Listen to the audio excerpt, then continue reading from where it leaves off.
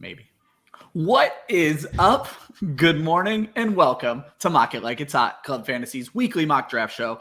I am your host, Ryan Weisse, and we have reached the sad/happy time. This is going to be our last show of the preseason, but we got a banger to go out on. As you know, we've been doing a lot of I don't want to call them basic mock drafts, but basic mock drafts to get you ready for your home league drafts.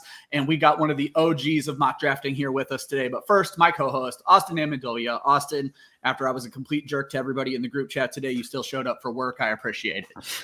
Oh, hell yeah. This is way more fun than my day job right now. I would much rather be talking fantasy football than writing in a 50-page Word doc.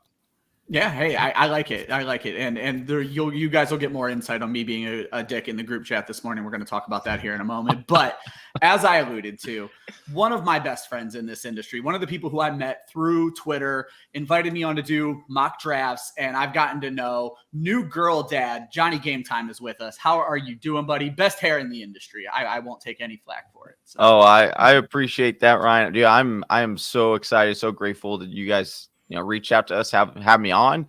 I haven't been on this summer yet, so I'm excited to do that. But yeah, we go back. Ryan, I'll tell you, most people don't like me saying this on the show because Ryan's a big dog, all right. But Ryan truly changed my trajectory as an analyst coming on our show. Opened my eyes to a whole lot of stuff. So very excited to jump on here. Austin, haven't worked with you yet, but I'm excited to jump on the show with you, chop it up over some fantasy football. Best way to talk fantasy football on Monday morning.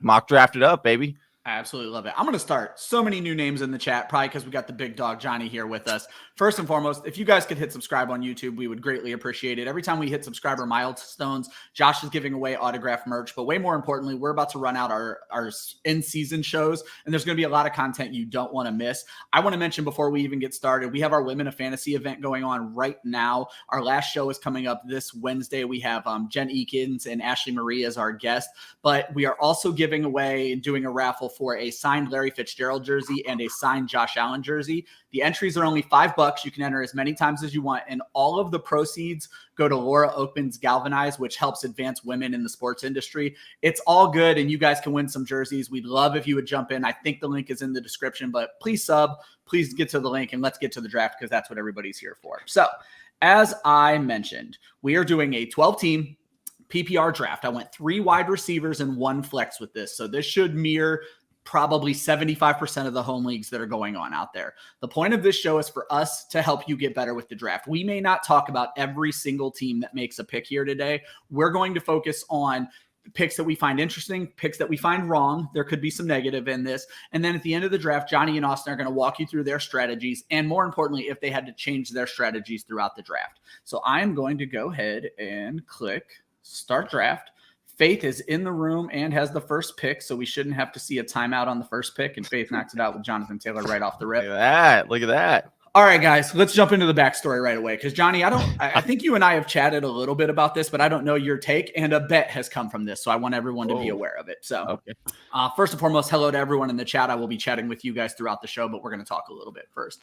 So, I am not a fan of Cole Kmet in fantasy football this season at all. I've made no qualms about this whatsoever. I've been very, very open about this. My issue is I don't believe it is a tight end friendly system whatsoever. And obviously Cole Kmet, 4 targets yesterday or 2 days ago, scored a touchdown. The Cole Kmet hype train is chugging along the tracks. The people on the Cole Kmet side feel attacked. The people on the non-Cole Kmet side feel right all the time because we are. And what it really comes down to for me is I don't think the targets are going to be there. So, Johnny, before I get into the bet I am offering to the Club Fantasy crew, what is your take on Cole Kmet this season?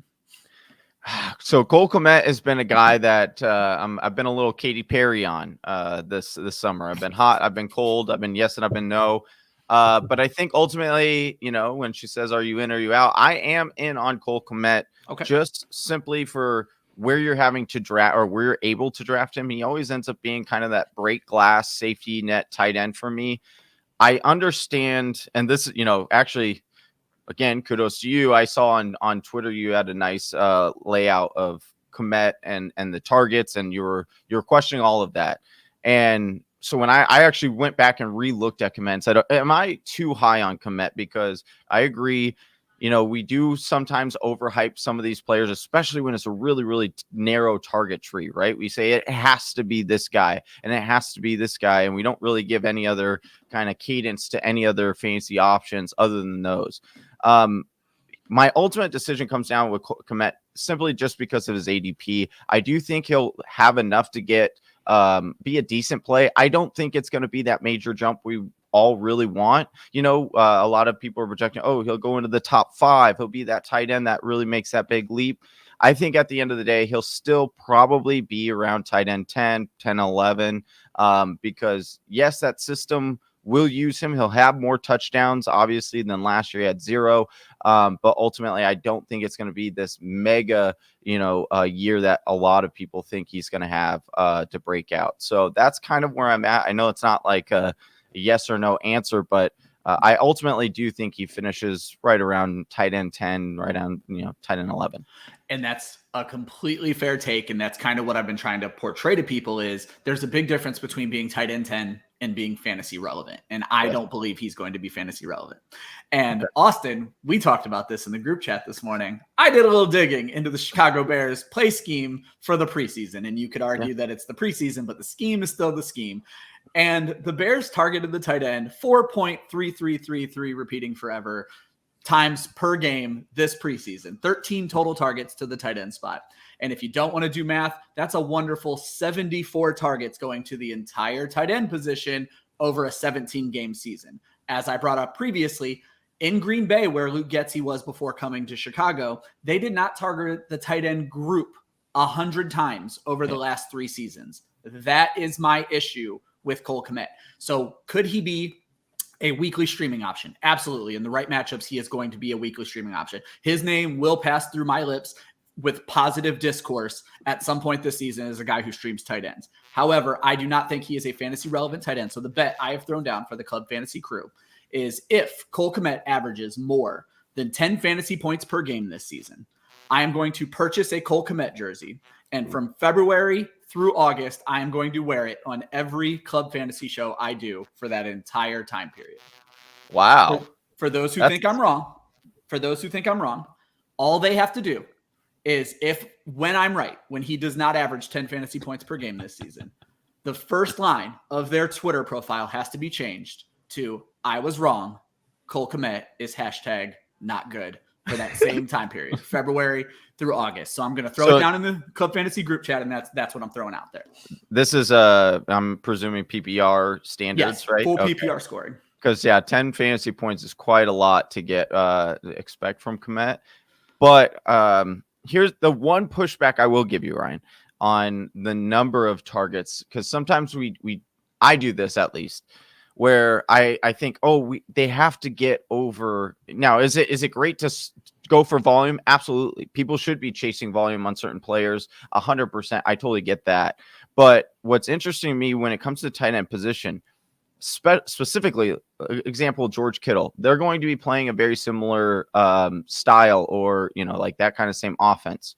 George Kittle he's not a target monster. If you look at his targets over the last couple of years, he's finished as a tight end 4, albeit very inconsistently to my detriment, because a lot of my co-hosts really love George Kittle and things like that. But I'm like, he's too inconsistent for me, and where you have to get him at ADP.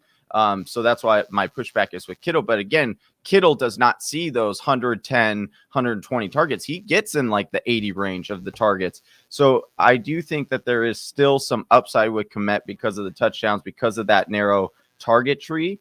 But seeing that it's a 10 points per game average could be a little steep. So I think I might be more on your end as far as a season-long starter. I don't think if you draft him, that's what you're going to get. I think it is, like you said, much more of a matchup play, or if they go up against a defense that's giving more points to a tight end, that's when I would play him. Perfect. Austin, I want to keep you talking about tight ends. We don't got to focus on Kmet unless you want to add anything. You can do that here in a second. But I've been noticing in a lot of drafts this year, we had always called it the big 5, and I've been petitioning for the big 6 because of my guy Dalton Schultz. But what I'm noticing ADP wise is it's really turned into a big 3, and we are seeing Kittle Waller and even Schultz because of Kittle and Waller, because I think people are afraid to take Schultz if Kittle and Waller are still on the board. We're seeing them plummet almost into what you can consider mid-round tight ends at this point. And I'm going to be interested to see how we have it in this draft. I'm going to acknowledge some of the people in the chat right now. Our buddy, Mr. Miyagi, who called Johnny fantasy football Jesus earlier in the chat. He said, when you do go great or late, sometimes that late isn't so great. So he's out here kicking the philosophy, and we absolutely appreciate that. So Austin, what is your take kind of on the tight ends right now? I mean, we've done this show for a while now, and we've talked tight ends forever, but it's a hot topic this summer, and we're going to get into another hot topic here in a moment. But I want you to just kind of talk about these tight ends. And like I said, it's almost 3 great now, and everybody else is mid or late. Yeah, I think the tight end position is really interesting this year, and I'm going to just briefly touch on Kmet and the George Kittle comment before talking about tight ends overall. So for me, the difference with George Kittle is he's a yak guy, and the San Francisco offense is tailored towards yards after the catch. And so for me with George Kittle, that's why the lower target share is less of a worry for me. The only other thing I'll say about Kmet is I listen to a lot of just NFL podcasts to try and get some different perspectives into how teams think about these players. And one thing that I think is notable about the Chicago offense that people don't really expect is that Equanimeous St. Brown might be the number 2 receiver in this offense. And nobody is thinking of him in terms of fantasy football here. And I think that's just an important nugget to like throw out there that, hey, we might not love Byron Pringle and Equanimeous St. Brown for fantasy football, and that's all fine and good, but that doesn't mean that NFL teams don't like them for certain roles within their offense that might take away from Cole Kmet's ceiling. So that's one of my hesitations there. As far as the tight end position overall, I think what we are starting to see is a bit of an overreaction to the tight end trends over the past 2 years. Over the past 2 years, the gap between the first tight end and the third tight end has been between 80 and 100 points overall. It's been like a 5 point per game difference from 1 to 3 over the past couple of years. But before then, it was a lower gap. And so there was less of a drop off once you got outside of the top 2 tight ends. And I think we are poised to see that this year. Particularly because last year, part of the reason we saw that drop off was a lot of injuries at the tight end position. Darren Waller missed several games. TJ Hawkinson missed several games. And I think, and even George Kittle wasn't getting the amount of volume that we've typically seen from him in years past. I got to not get 2 Miami receivers at the same time. Yeah. Almost was just like, oh yeah, Jalen Waddle, love him. But then I was, so I think it's a bit of an overreaction, and I feel good about the top 7 tight ends this year, particularly for your TJ Hawkinson. He's going to be in an offense that's better overall. I think he's becoming a really big value. And of course, Dalton Schultz is a great value because the pass catchers in that offense are dwindling, and he's going to be a prominent target that already has that established relationship with Dak Prescott. All right, I'm going to talk to you guys a little bit about the running backs. In the sleeper chat, our buddy Alex Mateo kind of brought up how do we all feel about the early round running backs and taking running backs early in PPR, half point PPR formats. This is a full PPR. I'm going to just start with Faith's team. So Faith started off with Jonathan Taylor, and it looks like she is going the hero running back route. Looks like 13 of the top 24 picks have been running backs. Johnny, at what point in the first round are you willing to not look running back? You had the 5th pick. You went with Dalvin Cook. I don't want you to focus too much on your team. That's a mistake I often make because then we have nothing to talk about at the end of the show. But at what point in the first round are you willing to not go running back? Is this a year to fade running back? Is there different formats where you would fade versus not fade? To be honest, if you're in a PPR league, I think the soonest that you can really look for a wide receiver is pick 3. I think I'm going Jonathan Taylor, CMC 1, 2, even in a PPR league. But then in pick 3, I think that, Justin Jefferson, I think he finishes number 1 wide receiver. And then, Cooper Kupp, if you're in that fan, they're going to score a lot as well. Do I think he has as good of a season as last year? No, I think he regresses slightly. So I think you're okay taking one of those 2 at 3, just because that running back group is just, it's a grab bag to me. Like I feel like a lot of these guys are unlike last year. There was some really big tiers, in my opinion, at the running back position. I think this year there's a lot closer tiers in that running back position. So I'm not as inclined this year. And I'm a huge running back heavy guy in the beginning of drafts, but I found myself going a lot more RB heavy, like RB hero strategy this year, or grabbing a wide receiver in the first round and just taking whatever RB falls to me in the second round, because I like those guys too, like Kamara, Aaron Jones, and I don't like my Nick. We'll talk about Nick Chubb in a little bit, but you know what I mean. Like I like a lot of these guys, and so I'm cool grabbing a Justin Jefferson or a Kupp or a Chase in the first round, and then following that up with a running back in the second. And this is like the first year for me in a while that feels really comfortable. And what I love, Austin, before I kick to you to continue with the RBs, Faith said, last week she tried out zero running back. This week it's hero running back. Faith, this epitomizes what we want to do at this show. If you guys don't know who Faith is one of the best editors in the fantasy football industry. She does a little bit of editing for Club Fantasy. She does a lot of bit of editing for IDP guys. But Faith would not call herself a fantasy expert by any stretch. And I've played with leagues with Faith. I wouldn't call her a fantasy expert either. But Faith uses these mock drafts the way you should be using these mock drafts to try out new strategies. I'm going to hear about that one. It's going to be very bad. To try out new strategies. And then Kelly chimes in, Austin, this is what I want you to react to. The RB days are over. We have 3 people in this draft who went RB. One of them might be on the live stream. How do you feel about that statement? I see where it's coming from. I disagree still, but I get it, because the NFL has really moved towards pass first offensive schemes, particularly over the past 2 to 3 years. And so that just inherently increases the value of receivers. The problem is there's like 50 receivers that I feel great having on my fantasy team, and there's like 20 running backs that I feel great having on my fantasy team. So I still think we're going to see people employ the running back strategy, and I think they're going to have a significant positional advantage from doing so. I think running back is going to start becoming more analogous to tight end than it has been in the past years, where you see a significant drop off, and so it's worth taking those positions early. I mean, I think we are moving to a world where there's going to be more running backs by committee, and that's going to be the dominant form. I mean, it already is, and I think it's just going to continue to increase. And so to me, that only increases the value of guys like Jonathan Taylor, who are the number 1 running back, and they are going to get 20 to 25 touches a game. So I'm not quite on board with Kelly's take yet, but I can see a world where we get there within the next 5 years.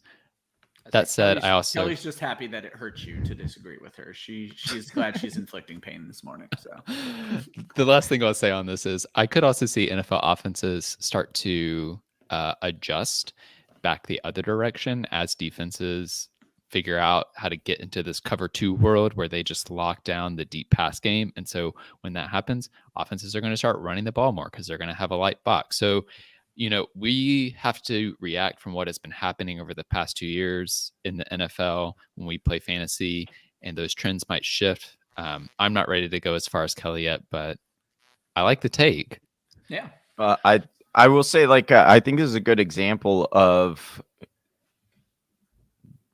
one, zigging when everyone's zagging, right? And 2, this is what fantasy football is. It's an overreaction game, right? And so I think that's why we're really seeing this kind of strategy really come out this year. Not to say that, all of a sudden RB1, having an anchor or hero build is new. That's been around for a while, but it's not been as, given as much thought by people until this year, or in the last couple of years, because running backs have been so banged up. People are like, wait a second, what if I do this way? Or they're seeing teams went that strategy. So now everyone is swinging to that kind of, I can go hero. Sorry, I'm trying to decide whether I want to really go funky here, or let's just go real funky. So now you have these people that monkey see, monkey do. They see these people having really successful teams and seeing all these injuries to running backs. And so they're like, okay, I'm going to get in front of that. I'm going to all of a sudden I'm only going to take one. I'll just, grab a bunch of these secondary running backs and then cross my fingers, like a lot of people have to do when they draft that way. And yeah, it does work out sometimes, but what isn't talked about is all the times it doesn't work out because the people can't nail down that secondary running back. They're not sure exactly how to find that guy.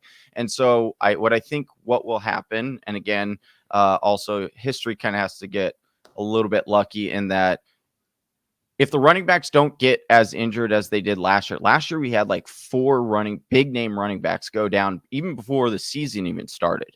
Yeah. This year, there weren't really any.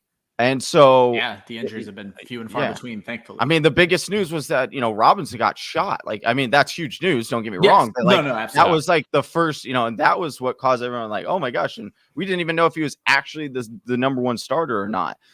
So what I think is, people are getting a little bit more comfortable is saying, and they're getting more comfortable too. This was the other big thing. Sorry to ramble on here for 10 minutes. This is great. This is what this show's all about. I said the draft is the background in the show. We talk about the draft at the end of the show. I love what we're doing right here. So I appreciate it. The other big thing is that people tend to,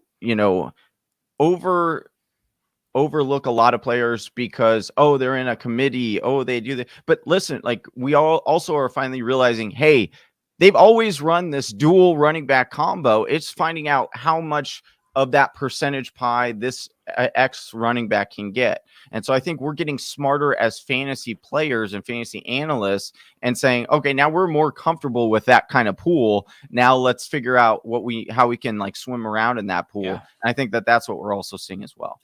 That's fantastic. And we're seeing it in so many backfields. Buffalo is one that's very similar to that, to where they've always been a committee. James Cook came in with the heat, but Singletary's had a good preseason. So we have some decisions to make. I was trying to decide between 2 topics, but without even realizing it, you kind of segued. So I want to talk briefly, and not necessarily briefly, but I want to mention quickly the Washington situation. And I want to start by saying, if either one of you don't want to talk about it, because fantasy advice when someone got shot, I completely get it. I just want to quickly throw out for those that don't know, Brian Robinson was shot twice in an attempted carjacking yesterday. The injuries are non-life threatening.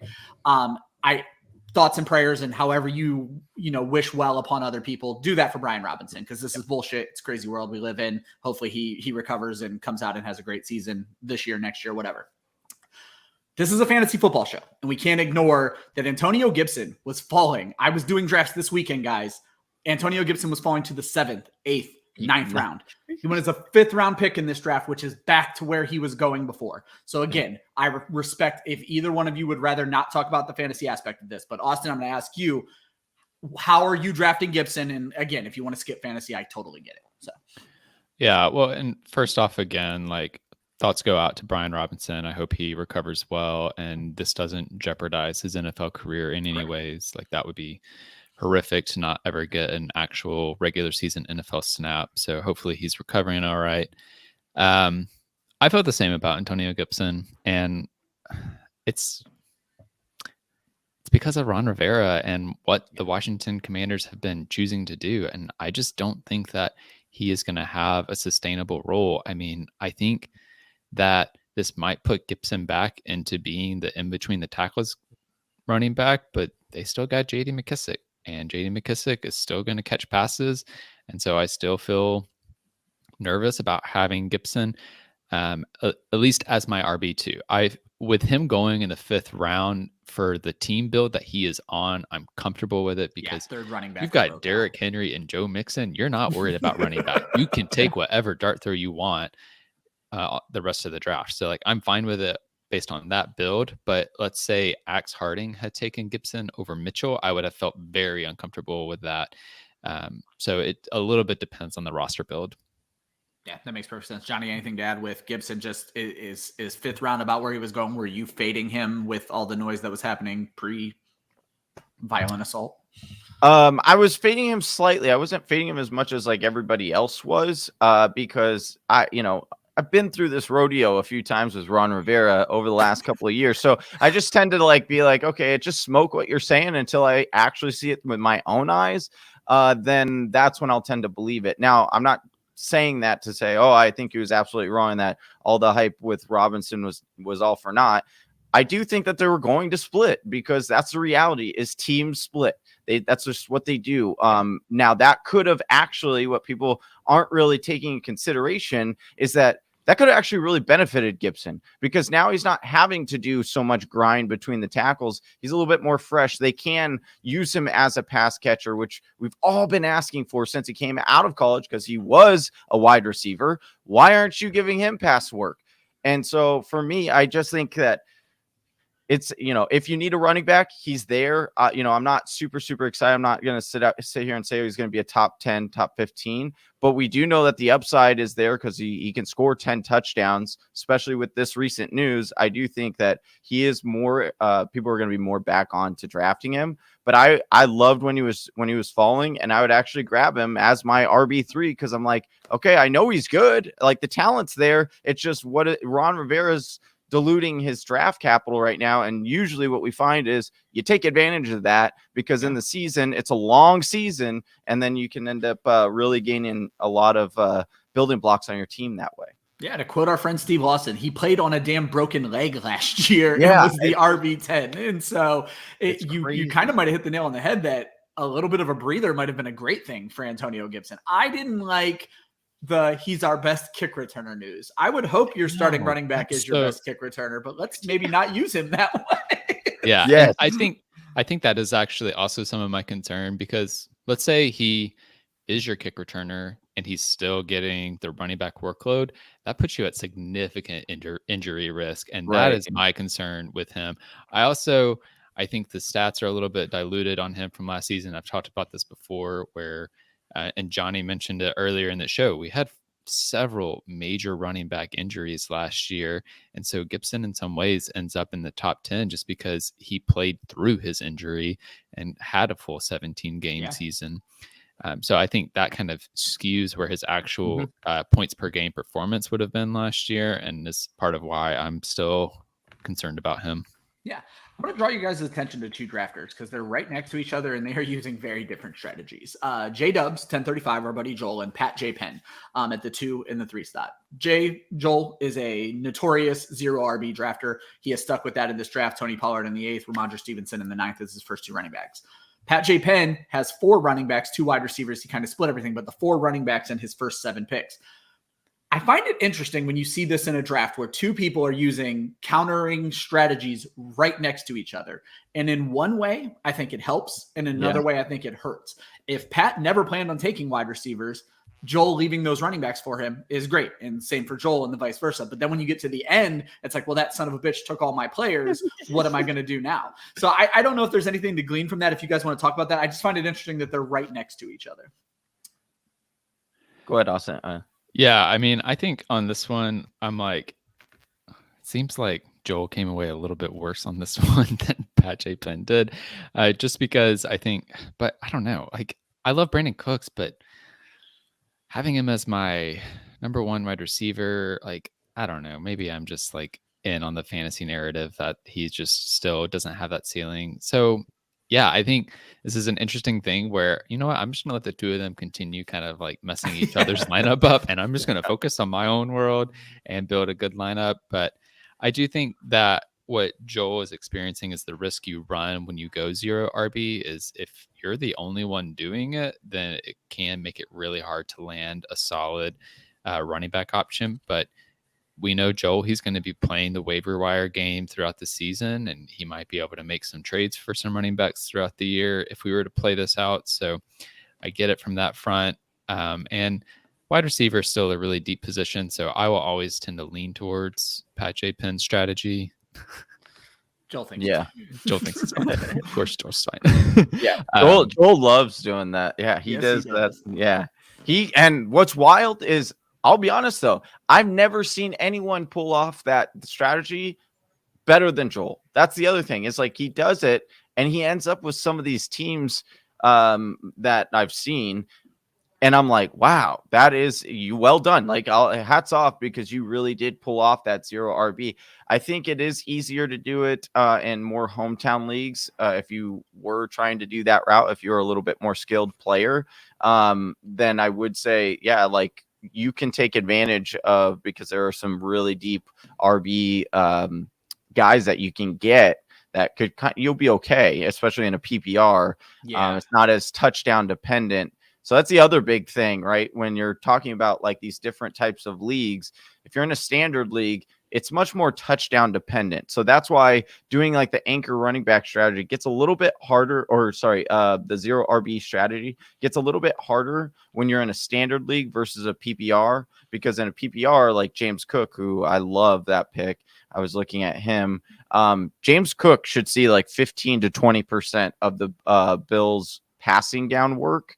And that in a PPR league should be a good enough floor for you to be able to start James Cook in a flex spot many times throughout the season. Whereas it's a lot more risky in a standard league, because is he going to get the goal line work? Probably not. So it's going to be a lot of dump offs and things like that. So it's not going to be as valuable, and you won't be able to play him like you would in a PPR league versus a standard. So do you know that when you're going into your drafts that, like, hey, if I'm in a standard league, you want to lean more towards guys that score touchdowns. If you're in a PPR league, obviously more guys that get a lot more volume. Yeah, we hit on that. We did a standard draft 2-3 weeks ago. It was just before the expo. And we talked about in a standard league, a single touchdown makes you a streamable option. You don't need anything else at that point. So I got a great, just real quick. I had a couple of years ago, it was a perfect story of like the one time I was glad. I don't generally like playing in standard leagues, but our league of record has always been that, and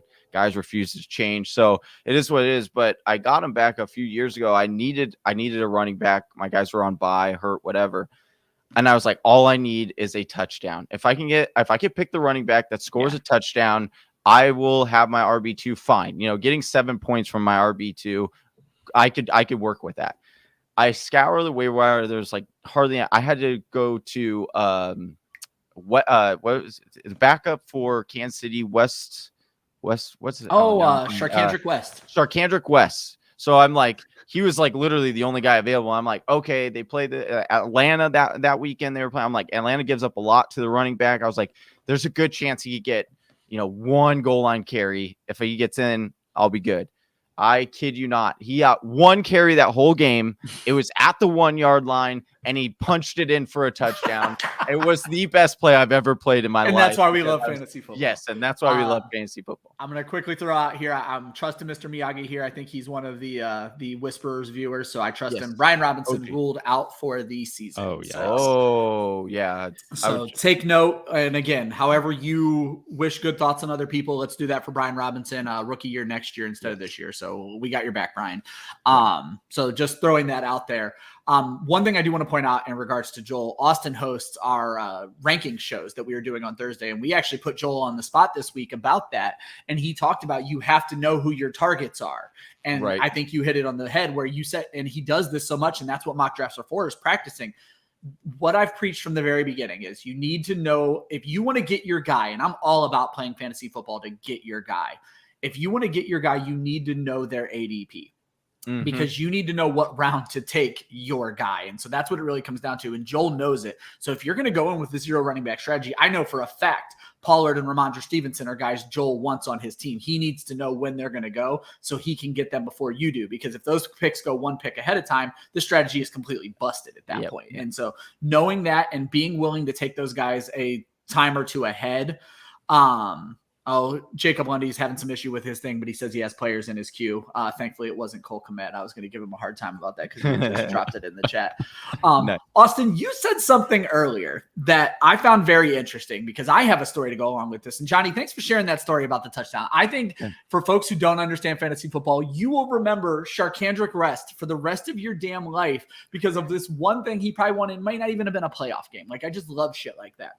Yeah. But I have a story. Joel, you mentioned earlier, I almost accidentally took 2 Dolphins wide receivers. And I want to talk about that for this year in general when it comes to fantasy football. I kind of like scoured the draft board, and I'm not necessarily talking about stacking where you take a quarterback and the wide receiver. That makes a lot of sense.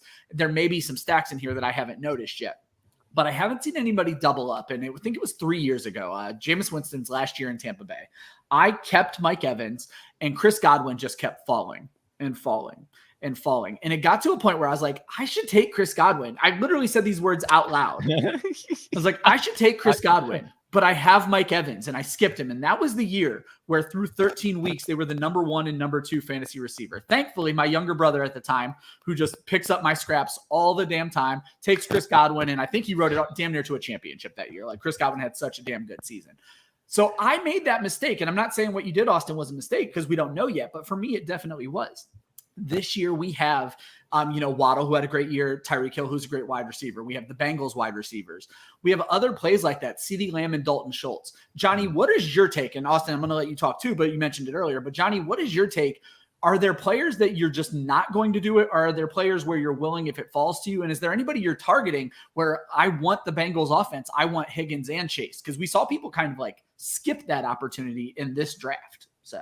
Yeah, it's funny you say that, Ryan, because I've actually noticed myself drafting that more than I have at all in my career, doing a stack like that, because we see how valuable those stacks are with just having a wide receiver. I mean, think about it. If you had Stafford and Kupp last year, there were a lot of weeks where you were automatically winning because Stafford threw 2 touchdowns to Cooper Kupp, and it's very hard to overcome that as an opponent, right? And so to your point, like grabbing 2 of these wide receivers on these 2 good offenses. Now, Miami is one of those cases where it's like, do you really I do think Waddle and Hill are both going to be fantasy relevant. I think they're both going to be good wide receivers. And I think it'll be kind of like the Teddy B effect with him this year, where it's like, yeah, they both can go over 1,000 yards, but it's like, do you ever feel super confident starting Tua? Not particularly. Like the ceiling is a little bit capped with Tua. Whereas I think like doing it though, like super enticed with doing it with the Dallas Cowboys with Dak, because Dak is going so late in drafts usually. And so grabbing CD, Dak, and Schultz, I love that trio. Or grabbing, even if you want to go a little bit down, you weren't like in on Schultz and you wanted to grab, either the rookie or you wanted to grab sorry, I'm super blanking on names this morning. Jalen Tolbert, Callaway, or so you have Tolbert, and then they're saying that what's his name should be available early. He's not gonna end up going. Michael Gallup. Michael Gallup, thank you. Yeah. So if you wanted to even go that route, I'm not really in on Michael Gallup because of the injury this year. But I think, to your point, getting back to the whole thing, is I do think that this is a year because, like Austin alluded to earlier in the season, these teams are just going more and more pass happy. We're seeing these teams go into the 40s in passing attempts pretty regularly. And, with such high upside, especially with a guy like Chase, and if you're able to grab Higgins and then get Burrow because he's a little bit later, or even, Denver, not super high on Jerry Jeudy. I'm much more in the Sutton camp. But if you wanted to go Sutton, Jerry Jeudy, and let's ride with Russell Wilson, I even think that that's a nice little trio that's going under the radar. Because, listen, those AFC teams, they're going to be in shootouts a lot. So I do think that, and then I just keep throwing these guys out, but another under the radar one that I think that you could go after and attack is Devontae Adams, Derek Carr. And if you want to either go, I'm not super in on Waller because I think his injury stuff's a little concerning, but I do think Hunter Renfrow is highly underrated. And I do still think he is a good wide receiver too this year, especially in PPR. So I think if you got Hunter Renfrow, Devontae Adams, and Derek Carr as your like stack, I think is another one that could go under the radar. So I love that strategy. I'm glad you brought it up because it's not talked about enough. And I think you're going to see a lot more teams. If they built that way, they're going to go pretty far. So, Austin, are you avoiding it altogether, or was it just the Dolphins and not trusting Tua Tagovailoa? I think it was more so I was talking, and so I default I went to my defaults, and so my default is to avoid that strategy because depending on the system, you could have a situation where 1 week one receiver pops off, the next week it's a different receiver, and so it's hard to play that strategy. But it's actually more common for 2 receivers on the same team to finish within the top 30 at the receiver position than we might think. And so depending on the system, I might appreciate it. And actually, if I went back, I might still grab Waddle because I think that the Miami system is more favorable to targeting Tyreek Hill and Jalen Waddle fairly consistently from week to week. Whereas if I compare that to a system like the Buffalo Bills, I would rarely, if ever, take Stephon Diggs and then another Bills receiver. That was interesting because Stephon Diggs and Davis would be an easy one to build, but you would avoid that altogether. I would avoid that because we still haven't seen we haven't seen it for 17 games from Gabe Davis yet. And last year for the Bills offense, it was a different number 2 receiver from week to week, similar to what we've seen with Aaron Rodgers and the Green Bay Packers, similar to what it's been, somewhat similar to how it is in Kansas City. Kansas City, you would at least have Tyreek Hill and Travis Kelce, but then there would be a different third receiver that would kind of pop off from week to week. So it really depends on the system. But the systems where there are clearly 2 receivers that are going to get most of the snap share and most of the targets, I feel more comfortable with it. And I think Miami's offense actually trends towards that. Love it. I that's a great point. Oh, sorry, Ryan. I just want to. That's a great point. On that was one I was not really ever considering, and I would honestly, I'm more in the Isaiah McKenzie camp than I am the Gabe Davis camp, just. For me, it's looking at the splits of like Cole Beasley. If you go to his weekly percentage, a target percentage, I mean, last year, week 1, 26%, week 3, 30% market share, week 6, 20% market share, week 8, 31% market share. I mean, Cole Beasley was getting a lot of targets. And so I think McKenzie, earning that role, I think he's going under the radar, especially in a PPR league. So I didn't even throw out the Buffalo Bills stack. You could do that. And then that would be an interesting one. But to Austin's point, Josh Allen does spread it around so much. And now with having, Cook as well, I do think he'll continue to just pepper a bunch of different targets. And that's why I think you do see that Stephon Diggs isn't necessarily one of these alpha wide receivers that will constantly get you 28% market share. Wow. But he's so good at, getting touchdowns when he gets and the things. ball. Yeah, exactly. Yeah, that it ends up counterbalancing. You're okay because he finishes top 5. But yeah, I that was something interesting to me. Looking at Cole Beasley's splits, on a week-to-week basis. Perfect. I loved everything you guys are throwing out there. I'm going to go back to Joel's team. And again, folks, I don't talk about every team. So if I don't hit your team, you probably did a great job and you just didn't give me any reason to talk about it. So nothing bad there. Yeah. One of the interesting things I've always seen when it comes to zero RB drafters is the wave of what we're seeing on Joel's team right now, where he went no running backs and now it's all running backs. I don't know how I feel about that. So I feel like you still need to continue to accept value when value falls to you. And now you've kind of forced yourself into one position for the rest of the draft. So do you guys, I guess just putting it bluntly, do you guys ever even experiment with zero running back? And when you do, is it the wave of running backs like this at the end of the draft every single time, Austin? I rarely go zero running back. And I think what I would consider me trying zero running back, most people would be like, that's not zero running back, because I'm still like, okay, 4th round, I need David Montgomery. Like I panic and I'm like, I need somebody that I feel like has that upside. So I don't think I can speak as much to kind of the way that falls. I have had a best ball draft here and there where like I'll get 2 or 3 running backs early, and then I'll wait a really long time to get a 4th running back.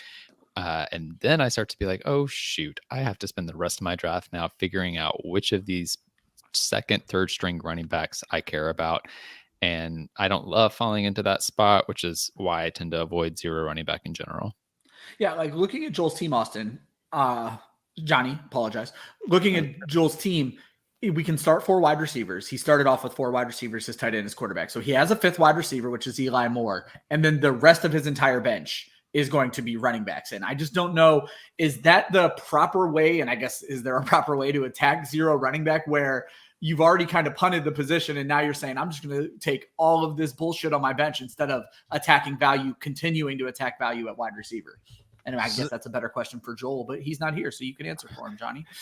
So this is actually something that I've been kind of, because like I said in the top of the show, I've been more inclined to go a little bit of this, zero RB strategy, do a lot more mocks that way this year, or do, these superhero builds. I've been more inclined. And the one thing that, and as well as the Scott Fishbowl really taught me this as well, get comfortable with not being comfortable. And if you can do that, like, for example, Austin had said, I always get so worried in the 4th round. I just got to get a running back because I get this, feeling in my gut. I feel uncomfortable. If you can get over that, it's very hard. It really is, because it's an emotion thing and it's uncertainty, and you don't want your whole entire season going up in flames at the draft. I get it. But if you can get comfortable with that feeling and just kind of push it to the side and just continue to plow through and just lean in, what I would say is like kind of like a motorcycle, if you've ever ridden one, lean into the turn. And so what I mean, like, that's where I would have kind of went different with Joel, where like I wouldn't have stopped at Eli Moore. I would have continued to, if there was a wide receiver that that falls to me, similar to what Ryan was saying, and get value. Like, I understand I got a bunch of wide receivers, probably not going to start that guy if I, had the value dropped to me. I'm probably not going to start. But guess what? If you build value, then guys are going to want to trade. That's a big thing that we just kind of forget about in the draft, is like, hey, there's a whole season that you get to play. There's a whole waiver wire list that you get to go after every single week. And so it is a nice little strategy. And again, throwing back to the Scott Fishbowl, I kind of like learned this, is that coming out of that, you are always going to be deficit at one position. That's how it's built and designed. And so if you kind of take that same thing and put it to your fantasy football league and your redraft league, it sounds weird because you're like, oh, I don't want to go into a season with a major glare on my roster. But guess what? If you only have a glare at running back 2, guess what? Every single week, you know exactly what you need to go for on the waiver wire, RB2. But if I'm over here and I'm trying to balance out my team and get all these, then it's like, well, I kind of need a running back. I need a running back. I also need a wide receiver because I whiffed on a bunch of wide receivers. My tight end's not great, so I need to search. It's like you end up trying to search for too much. So just go for one thing and say, okay, I just need to target that. But I wanted to touch on just taking all those RBs like that. Yeah. I actually am not as much of a fan as I thought I would be, just because, I mean, you're most likely going to you have to drop a couple of those for actual Johnny, you're players. probably going to time out. Not that it matters know, in this I'm round, trying. but okay. I just want to throw it out there. Well, real quick, you make your pick. I'm going to interrupt because we got a little clarification, and Mr. Miyagi went ahead and let us know. Sleeper said one thing. Ian Rappaport is saying another thing. We have seen Brian Robinson has actually now possibly been released from the hospital and is not ruled out for the season. So that would have changed everything for me. I was hovering over Brian Robinson, and then I took Jamal Williams instead.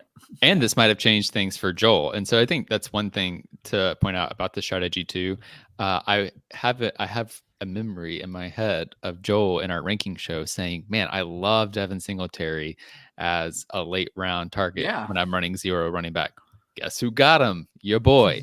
I took him 2 spots before Joel started his run. And so if Joel was here, I would ask him if that changed his strategy, where he decided, oh, I need to start taking running backs now because players like Devin Singletary are coming off the board. Guys, as we're winding down the last few rounds, I want to be respectful of everyone's time. And Austin, I know you need to be out like just before noon. So I'm going to have you get started now. I'm going to scroll up on the screen here and let you talk about your team, your strategy. Did anything need to change? Did anything did not need to change?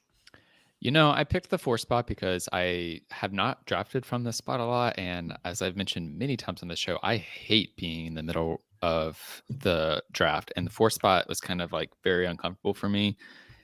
So I appreciate that I did it. I didn't love my 4th round pick. It was like, I would typically take a running back at this spot, but there's no one I really love. So I thought, okay, I'll go Josh Jacobs. And frankly, I think I made a little bit of a mistake taking Josh Jacobs and then taking Darren Waller, because running back and tight end, those are 2 positions that are going to be competing for end zone targets and touches within the red zone. And so they're going to be competing for touchdowns. And if I have a week where Darren Waller scores a touchdown, well, maybe that's a touchdown that otherwise Josh Jacobs would have scored. So I don't feel great about how that went in particular, but I feel pretty good about the rest of my lineup. I've talked plenty about Brandon Ayuk. He was wide receiver 14 weeks 10 through 17 last season. So I feel good about him becoming a clear wide receiver 2, and I got him as my 3rd best receiver. I decided to take the leap on DeAndre Hopkins. That's all right. I wanted Robinson. I was going to draft him. Oh, yeah. I was like over here trying to talk and see, and I was wondering why you were getting tripped up. I'm like, That's hilarious. So Brian Robinson, I still like him, and he's definitely worth taking a flyer on. But I took the leap on DeAndre Hopkins. I think after he comes back, after those first 6 games, he's really going to come in hot and heavy. The last player I'll talk about is the 49ers defense. I really like this defense this year in fantasy. Yes. They're one of my top defenses, and week 1 they get the Chicago Bears. Literally about to ask, do we know who they start the season with? And so they're going to make sure that Kmet does not score 10 fantasy points. And also they have been very prone to getting forcing turnovers during the preseason, and that is what you want when you're looking for fantasy defenses. So I really like them, and that's why I took them a round earlier than you might typically take a defense. Perfect. Austin, I'm going to let you exit yourself right now just because I know you have a call you have to jump on at noon. So go ahead and pitch anything you want to pitch, say goodbye to the people, and then me and Johnny will finish the show up. So yeah, the 2 things I'll pitch is first off, during the regular season, now that we're getting to our regular season content, I'm going to be doing a weekly DFS article for cash games. I've already got my first draft going and getting that set so you can start setting your lineups and winning those cash lineups in FanDuel and DraftKings. The other thing I'll plug is I do a lot of start sit on Sunday mornings during the regular season via Twitter and Instagram. I know a lot of people do it, but I do it too because I find it fun and I like interacting with folks. You can follow me on Twitter and Instagram at Austin_FFL. My goal is to eventually be doing most of my person-to-person interaction on Instagram. And so I'll be doing more kind of like live videos and using stories and reels to talk about fantasy football there. But nonetheless, if you're on Sunday morning and you have a fantasy football question, I'll be there to help you out on Twitter and Instagram. Perfect. Thanks, Austin. Buddy, go ahead and jump off. Get on your real work called the thing they actually pay you for. Thanks, man. Yeah. Take it easy, Austin. All right, Johnny, same question. You don't have to go through your whole lineup, but you can if you want. I want to be respectful of your time, but way more importantly, did you have a strategy? Did the strategy need to change? And just for a quick backstory for everyone, Johnny wanted the 4 slot. Austin stole the 4 slot from him because Johnny has a big money draft from the 4 slot coming up. So you kind of got to practice from the 5 and things that you might have missed or caught. So how did that work out for you this draft? I'll say thank goodness it was not my actual draft and this was a mock draft because I would not be happy with this team going in. Now I will say Dalvin Cook, I did like that pick.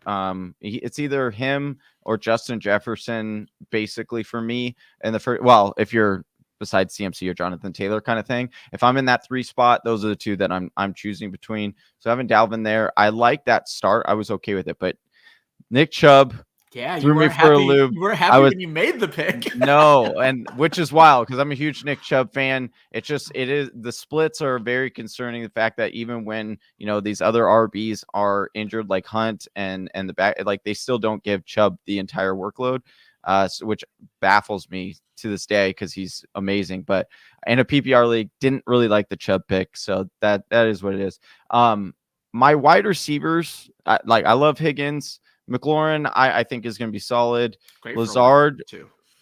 Yeah, yes, exactly. But I have to give kudos to your fans, your listeners, because they made this draft pretty hard. I was expecting some value that didn't get to me, like Allen Robinson. I got sniped on. I'd rather have Allen Robinson than Terry McLaurin. And then it just kind of the build kind of went a little weird. But this is why we mock. This is why it was good because it was nice to get some of these out.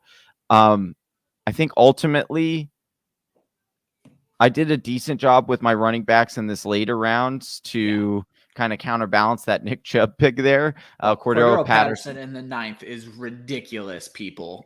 Yeah, like once it got there, I was like, okay, this is what I was talking about too, kind of in getting that uncomfortable feeling and just living in it, because I was living in it for a while with Nick Chubb as my RB2 in a PPR league, and then finding Cordero Patterson fall to me at 9 was such great value. So that made it very good for me. And then Michael Carter, the starter over there in the for the Jets. I still think I say you're just trying to stir up shit now. well, here's the thing is like, I'll be honest, dude. He is they have not looked good. They have not looked good at all. They have not. And so I think that's going to be a big concern for a lot of people who took Breece Hall thinking he was going to be this year's Jonathan Taylor. I think we might be a little bit early on that. Nyheim Hines, another PPR stud. Talk about Cordero Patterson, the Walmart version this year. I think that's Naheem Hines.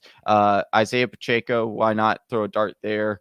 Paris Campbell, though, I do want to talk about Paris Campbell real quick. Please do. Because I continue to beat this drum. Listen, I know Alec Pierce has been having a pretty good camp and getting some blurbs on Sleeper and stuff, but Paris Campbell is going to be on the waiver. I guarantee you, week 1 waiver wire articles will have Paris Campbell on there. So make sure, just get in front of it and draft him. 16th, 15th. Yeah, 15th, 16th. Like, don't draft a kicker or defense. I apologize if your show normally does that. No. But I'm a big advocate of not doing that, even in real drafts, even as the season goes. I never take a defense or kicker until literally the Sunday before the games on week 1, because I want to give myself the most opportunity to get any kind of dart throw bullseye that I could possibly get. And, it sounds crazy, even in those rounds, but there's been people that have fallen. You end up getting, like last year, you could get a Debo in this kind of area. You could get, some of these other rookie running backs that popped off last year in these later rounds. So if I'm able to get, like Isaiah Pacheco, sit on him for a week, see what other hype comes out. If anything, if all of a sudden Ronald Jones gets cut, that value goes up, and I can either trade him with another piece I have for a better piece, or I can, cut a guy that, I'm not as high on. And so it's all about giving and trying to optimize your lineup to be the best possible for the entire season, not just coming out of the draft and saying that you won the draft. So if it were up to me, I would end the show on that. I mean, it is up to me, and I'm not going to end the show. That is the best advice I want you to take from this show. I have been preaching, other than ESPN, which forces you to do it. Yeah, right. Do not draft a kicker. Do not draft a defense unless you are forced to, or it's the week of the season. Right now, 2 weeks out. Don't do it for exactly why Johnny said. You're holding these to see if their values rise, and then you put them together with other pieces to get an even better piece. That's what this is all about. It's not even going to be my oops of the draft, because I have something else I want to talk about there, but we did have 2 defenses go in the 10th round, one by Faith. I'm already on her shit list, but she shouldn't have done that. And they play, it's the Rams. Don't they play Dallas or Tampa Bay? They play somebody good in week 1. No, they play the Bills. The Bills week there 1. You go, Buffalo week 1. You're not even going to want to play them in week 1, which is my issue. If you're not looking at the week 1 matchup of your defense, you certainly shouldn't be drafting them in the 10th round, because you're never going to play them. But Johnny, I want to talk about one last thing with your team. You did something that some people will look at, and this is going to sound bad, but I don't think it is. And honestly, of all the teams in this draft, your build looks like what my build would build. You did something that people kind of look down on, where you balanced your draft. 2 running backs, 2 wide receivers, tight end and quarterback, and then 2 wide receivers, and then running back. You went very slow and steady wins the race. And while that sounds like a bad thing, it's a great thing. You won the race. And I love what you did there. Is that a common approach for you? Is that just how this draft fell? Because I love the way your team looks. It's a team I would build. Even as someone who goes QB late, if you have an option of getting the possible QB1 in the 6th round and Lamar Jackson late in the 6th round, you make that pick. So is this a common thing for you, or is this just how this draft fell? It just kind of how the draft fell to me, to be honest with you. I mean, and it's a little bit, when you're in the middle rounds, your builds are, or at least for me, my builds tend to be a little bit more balanced, because I'm just getting whatever value and scooping up the value that falls to me. I'm being water. I'm adjusting that was one question that you had said was, or gave me in the show notes, was this a strategy I had, and did it have to change? It certainly changed. I was full on planning either to go wide receiver hero with either Justin Jefferson, if he fell to me, or I was going to go running back anchor or a running back hero. But then, seeing, Nick Chubb there, again, that was like a little bit. It's so weird that you, at the time, it felt like the perfect pick until you made the pick, and now you're like, I don't even know about it. Yeah, right. So, but in general, like I said, I would rather be going. I really like the strategy of going into your season with one kind of weakness, specifically if you're pretty good at getting that weakness. So running backs, we know how fluid and how often they get injured. So I'm a little bit more comfortable going into my draft, having a slight deficit at running back and a little bit more on the wide receiver side. But again, yeah, just being in the middle of this and just grabbing value, I just went with the best player available and players that I truly also think have high upside. So Dalton Schultz is one of those guys. Shout out to you, Ryan. You had an awesome article that you wrote about Dalton Schultz and how he could potentially be the tight end 1 this year. And I think you're right on there. So Dalton Schultz is one of the tight ends that I find myself drafting over and over again. It's like Dalton Schultz and Ertz are like the 2 tight ends that I find myself drafting the most this year. Well, you kind of hit the nail on the head. So I'm going to jump right in. I want to be respectful of your time. We're coming up on an hour, so we're going to wrap here soon. But I wanted to go into what I call the oops of the draft. And just a small mistake I make, I am picking on you, plain and simple, not you, the people who did this. Okay. I have a large issue with how tight ends were drafted in this draft in general. And I don't mean Faith taking Cole Kmet in the 8th because she was trolling and she got her guy Hunter Henry in the 13th. But that actually illustrates my point completely. After the 5th round, where the elite guys have went, and then you could throw Hawkinson in there in the 6th. The strategy that you want to employ with tight end is great or late, and almost no tight ends went late in this draft. The last starter taken was in the 10th round, still far too early. If you are going to punt tight end, commit to punting on tight end. You have, after Hawkinson, you have Dawson Knox, Zach Ertz, Dallas Goedert. Those are pretty well your common middle round guys. Middle round guys tend to be a trap. Dawson Knox, I would not have taken where we take him. But then far worse is Cole Kmet, David Njoku, Pat Freiermuth, Mike Gesicki going in the 11th.